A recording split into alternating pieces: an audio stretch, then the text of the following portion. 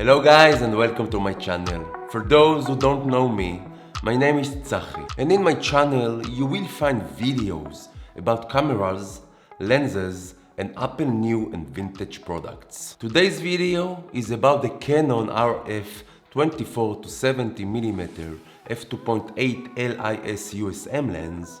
Just to let you know, this video is only the first peep, and more in-depth video regarding this lens will be uploaded soon. So, if there are any particular subjects you want me to address, write me in the comments below.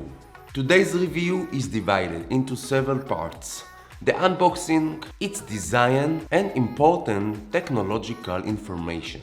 The main reasons why I prefer this lens to the Canon RF 28-70mm f2.8 USM lens, and lastly, my conclusions. I invite those who still haven't subscribed to my channel to do so. That way, you will receive all updates about my future videos. I really appreciate it. This review is being recorded with two Canon R5 cameras which have different lenses. This one is with the Canon RF 15-35mm f2.8, and this one above me is with the Canon RF 50mm f1.2 lenses. First, let's dive in and see what we have in the box.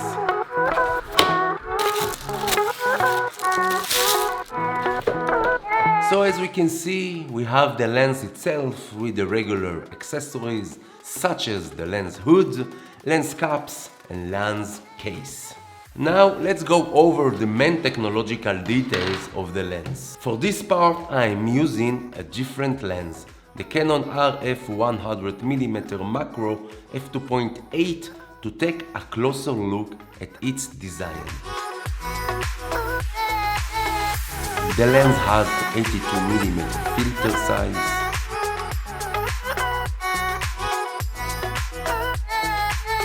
is dust and waterproof,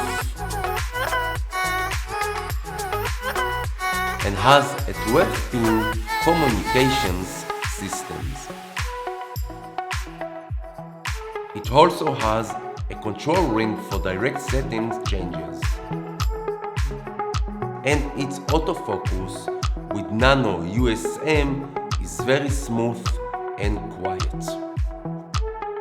The lens weighs only 900 grams or 1.98 pounds and has optical image stabilization and button lock.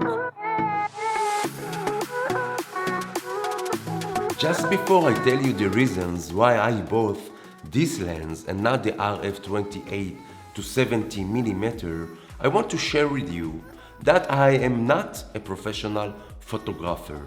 I haven't studied photography, and all the knowledge that I have acquired has been filming for my YouTube channel this past year.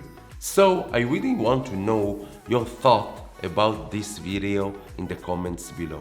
The main reasons because of which I decided to buy this lens and not the RF 28-70mm is because most of the footage I film is done outside and without a tripod. And filming with a lens that weighs almost double than this one's makes it much harder. Another matter, I would have expected this lens to have optical image stabilization in a camera that cost more than $700 than this one.